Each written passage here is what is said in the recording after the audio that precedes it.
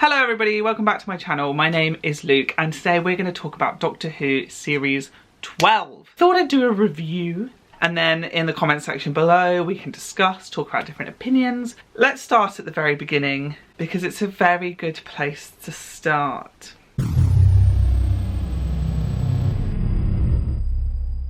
I loved this episode. I loved having Doctor Who back. It was nice to see 13 and the fam again. Like, it made me realise how much I missed them when I saw them again. And I liked that it introduced us individually to like each people. Graham having his cancer checkups, Yaz with her family, Ryan playing basketball with his mates, which was also called back to in the last episode where he had to throw the bomb to the Cybermen. I liked that there was a connection between those.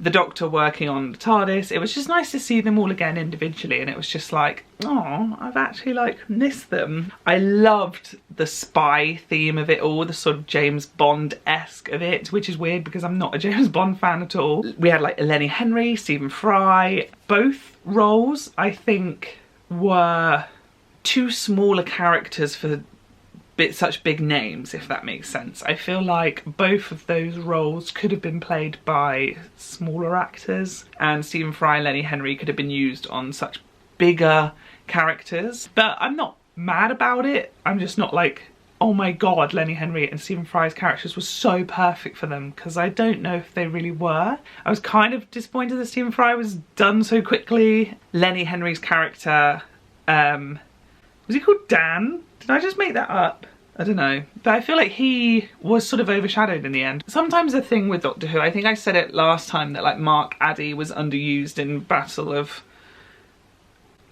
Mark Addy's such a good actor, he could have been such an iconic Doctor Who character, and instead he was Paltracky. Would have preferred to see them in different roles. The cliffhanger was definitely the best bit of the episode, where O revealed himself to be the Master. Hi. And what a perfect Master he was, and that last chunk was the best bit. I do have to say that I found, when I finished Spyfall, although I was so overjoyed that Doctor Who was back and I enjoyed the episode, I did find that people were over-hyping it and saying, oh my god, that was like the best episode of Doctor Who I've ever watched. It was just a solid opener, and the Master reveal made it what it was. If it was in the middle of the series and the Master reveal didn't happen, Spyfall would be a very average episode of Doctor Who, but as an opener and with the Master, definitely pushed it further up.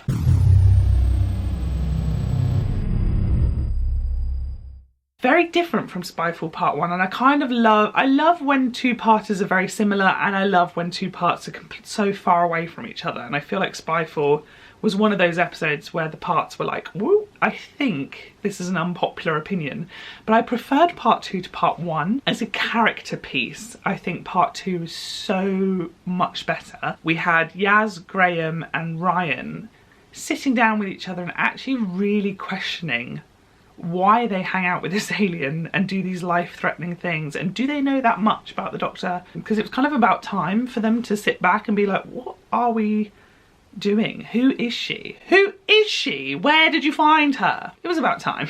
The Doctor sort of being separated from the fam, separated from the TARDIS, everything. I love the Doctor being on this like adventure by herself. The Master really shone in this episode now he'd revealed who he was. The Master's so good at just overtaking the Doctor and being the star of the episode, and I think the Master did that in this episode. The scene on top of the Eiffel Tower between the Doctor and the Master, when they were talking about Gallifrey and that sort of thing, I just think it was so excellently acted and wonderfully written, as was going to see Gallifrey at the end, which blew my mind. I just couldn't believe that in episode 2 of the new series we were going to Gallifrey, and there it was, destroyed.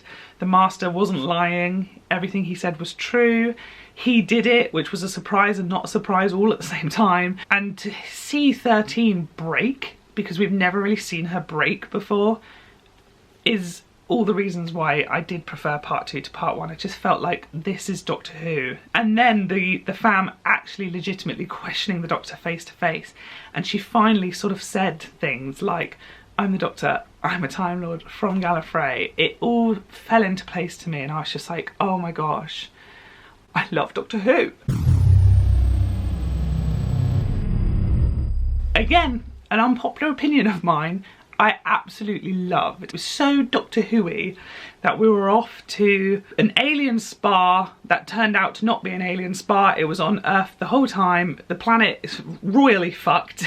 There are these horrible mutation villains, and the companions and the Doctor have to try and get out of it alive as weekend escapism entertainment.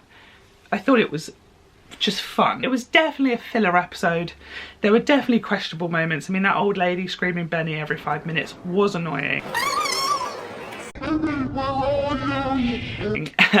The squirrel was questionable, but we sometimes have to take a step back and realise, you know, we've watched Peter Kay absorb people and we've watched fat come out of people and walk around. Doctor Who is supposed to be a bit silly sometimes. I didn't hate it as much as other people did. I know people thought it was a bit preachy towards the end. I can kind of agree, but at the same time I think that episode was very needed for where we currently are.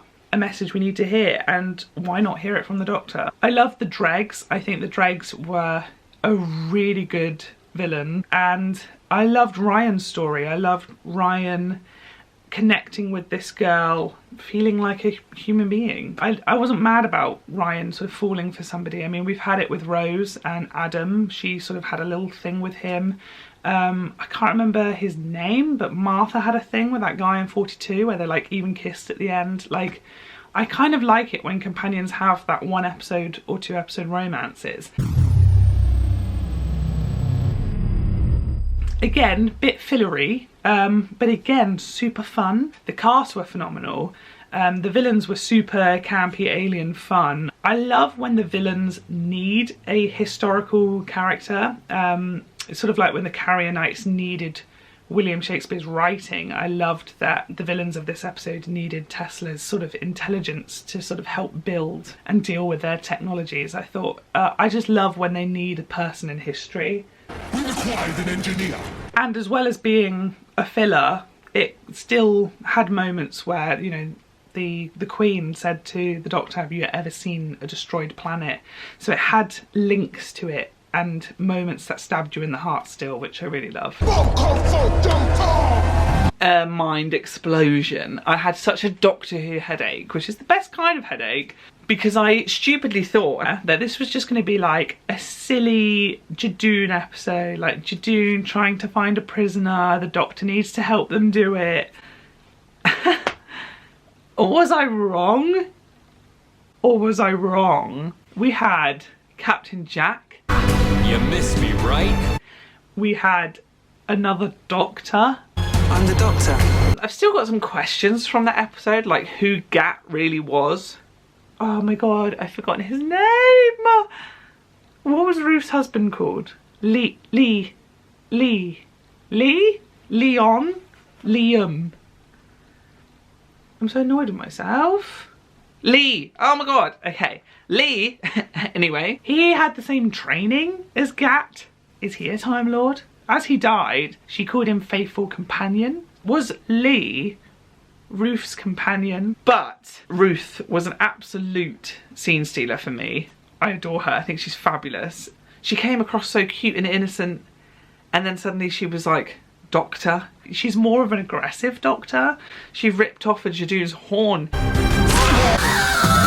She held a gun. But I can't love her. I love her so much. That scene where the Doctor dug up the TARDIS as Ruth broke the glass, I was like screaming.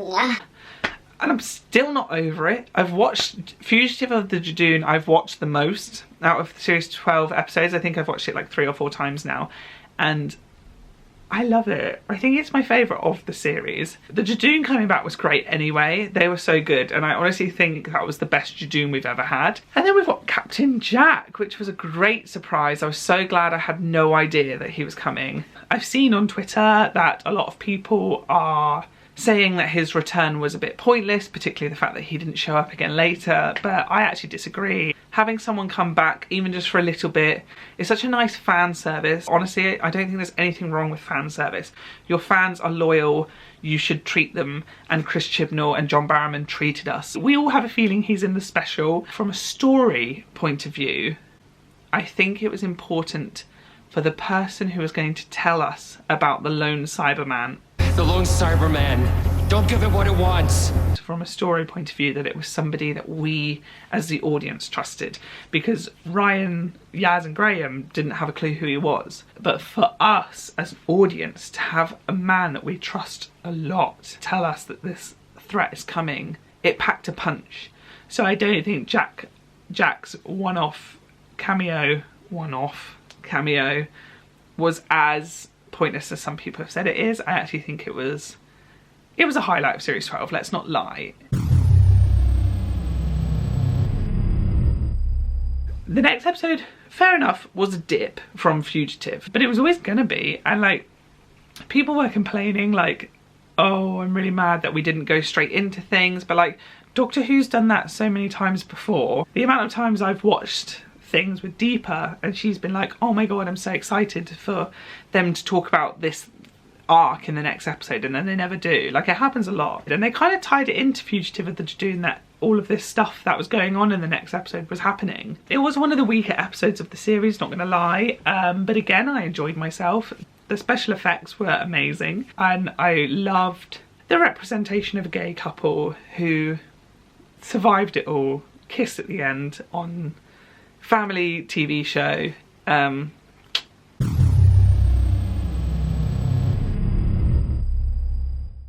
I'm sort of iffy with Can You Hear Me. It had some really nice moments, okay. I think the 50p scene with Yaz is one of my favourite Doctor Who scenes ever. The villains were great, I just feel really underused. I think they were a really good concept, a really good idea. I think we deserve to see them again, but I don't think we ever will. I got massive son and daughter vibes from Clone Wars, if anybody's ever seen that arc of the Mortis gods. I feel the sort of nurse nun girl and her weird vision of this big scary creature that she was scared of storyline was very pointless. The companion side of things I enjoyed. I loved getting to know them a bit more. The scene with Graham and Grace was heartbreaking. I love the callback that Ryan had a fear of a villain that we'd met prior with the dregs, and leaving his friend behind, and that, like, how sad he was that his friend had grown old without him. And Yaz's whole policewoman storyline was so good. I think we deserved this story in series 11 in order to feel more connected to the companions. I think it would have worked so much better in series 11.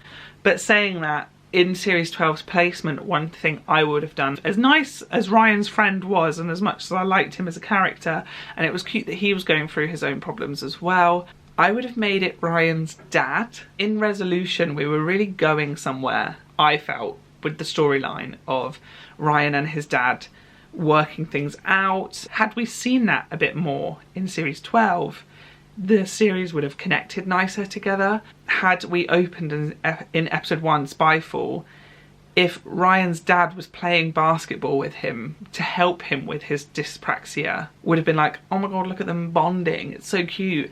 And then in Can You Hear Me, going back to Ryan being scared that now he's got a relationship with his dad but he's missing out on it because he's travelling with the doctor. I think that would have had a lot more of an emotional punch than this friend that we suddenly met. But again, a bit like I said with the Stephen Fry, Lenny Henry thing, like, I'm not mad about it. I think his friend was a really nice character and I think the story they did was very nice. But I'm also not like, oh my god, it was the best thing ever, because I feel like they could have improved on it. Episodes 6 and 7 for me were the weakest two, but I think that was only inevitable, being after something like Fugitive of the Doodles and before the sort of 3-part finale. To Haunting of Villa, I can't say Chris Chibnall titles. The Haunting of Villa Diodati. The idea to do this story, The Night at Villa Diodati, on the Diodati. Great episode. For me, it was very up my street. One thing I love is ghost stories. Another thing I love is Cybermen. So to have a mix of those, not only that, it was a very attractive cast, which really helped thirsty little girls like me. I loved the way the story was told. In particular, one scene that stood out to me was when the gang first arrived, the fam, the new cast, danced, and while they were dancing together, the guest characters gave the audience and the fam the context that we needed, and I think that was a really interesting way to just be like, this is where we're up to, this is who everybody is. And then the Cyberman turned up, Ashad, the lone Cyberman, who wasn't fully converted, still had some of his emotions around, still had parts of his face on show. He is arguably one of my favourite Cybermen. I liked him having that extra level of emotion because it made him more unpredictable. The way he killed the maid, I mean, we didn't really see how it happened, but she was screaming and he just silenced her, and it was like brutal. But Jodie's speech was so good. That moment about the team structure not being flat, it's like mountainous with her at like the top alone. That was the Doctor speech that 13 needed. That was up there with Pandorica's speech, Akaten's speech, Zygon's speech, and the whole Siberium storyline of the Doctor having to give him what he wants. I just loved it. I thought it was such a nice story, nice connection to Fugitive of the Jadoon, and a perfect opening up for episode 9. A great first half to a finale. I love the guest cast. Ruby White was in it, and I was automatically annoyed at her because Ruby White's a fucking bitch. But then I was like, whoa, Luke, this isn't a Katesh that's trying to drain Sarah Jane of her energy. It's someone else. But she was fab. Like, Ruby White's fab as well. I know I just called her a fucking bitch and said I hated her, but also she's fabulous. The Cybermen were great. I'm gonna say it, I didn't mind the cyber drones. You know, we've had cyber heads get all their wires out and wrap themselves around Amy Pond before, which sounds filthy. Ashad was on top form, the Cybermen were on top form, the Doctor was on top form. 13 and the gang like arrive and they're like, don't worry guys, we've got this, and the drones just come, fuck it all up. At different moments the gang keep telling the Doctor, we failed, they broke this, they destroyed that, and the Doctor's getting heated each time. And I just love seeing the Doctor, like at the end of Spyfall Part 2, I love seeing the Doctor break, and then in moments like this I love seeing the Doctor snap, which is really odd, like that I like the main character of a TV show to be like tortured, but I love it. And yeah, the whole Ko-Shamus boundary thing turning into Gallifrey, and then the cliffhanger where our gorgeous beautiful master came out of Gallifrey.